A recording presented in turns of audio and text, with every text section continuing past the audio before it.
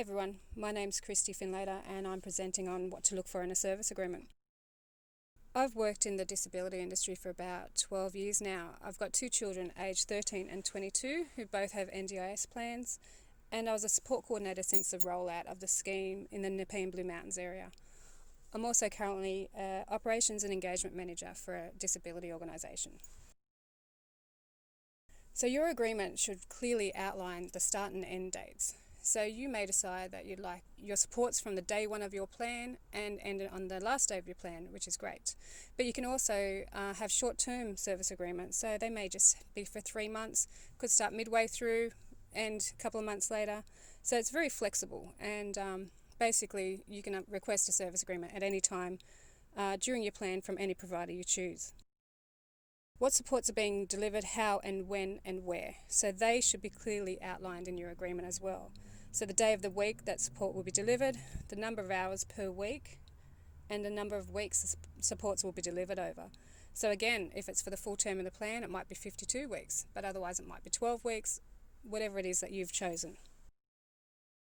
Your service agreement should also outline what funding category supports will be claimed from. So if it's therapy, it'll come from your improved daily living, could be your core supports, if it's access in community. So you've got many different line items that they could use under those funding categories.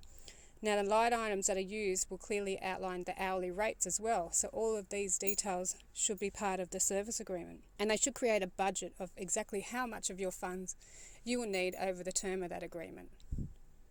So line items that aren't listed in your service agreement cannot be claimed from your NDIS funds by the providers unless you've given them consent to prior to them delivering that support. Costs that you will personally be responsible for should be clearly outlined as well. So this could be a daily fee if you're accessing a day program. It might be for travel.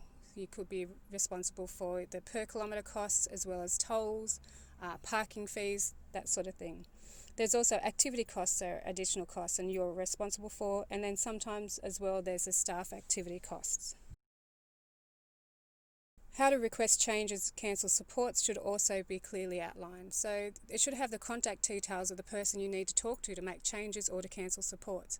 There should also be an on-call number, someone that you can talk to outside of business hours in case you need to cancel or you're unwell. The provider's cancellation policy should also be clearly outlined because this will give you the amount of notice that you're required to give to the provider, otherwise they may claim from your supports. So it's not always easy to know you're going to be sick next week, but when you can, you should give them the notice within the time frame they require, because otherwise you may have to pay for supports due to late cancellation. The provider's complaints policy. So this should tell you who to talk to if you are unhappy. Give you contact details of the person that can support you to work through the issues, and then if you're not happy, it should also have the NDIS Quality and Safeguards Commission's contact details. They oversee the providers, all NDIS registered providers. So if you haven't gotten anywhere with your issues with the provider, you talk to the NDIS Commission and they will support you to make a complaint, and they'll also investigate it if need be. Your responsibilities. So they may include things like informing the provider about changes to funding. If you've got a new plan, they need to know that. You're required to engage with staff respectfully, maintain a safe environment for staff to access within the home. That's if you're getting in-home services. Disclose illness and then inform them of changes to support needs. Providers also have responsibilities. They're required to treat participants and their families with respect, provide only the supports that have been agreed upon in the service agreement, maintain privacy and confidentiality, consult with you prior to making changes to your supports. So if they're just making changes and telling you this is what's now going to happen, that's not okay. They need to talk to you about these first and make sure it's what you want. And they should only deliver supports in a manner that is consistent with relevant laws. They should also outline how to end the service agreement. So you are required to give a certain amount of notice. Each provider will have varying timeframes, but they require that amount of notice. Sometimes it's 2 weeks, sometimes it's a month to 2 months. It should outline who you should notify to end the agreement and how you should provide this notice. So a service agreement is a contract between you and your provider. and it's covered by the Australian consumer law. Now, they can be a little bit overwhelming to read, so you are able to take in support people with you to help you understand. That could be a family member, could be an advocate, could be a friend.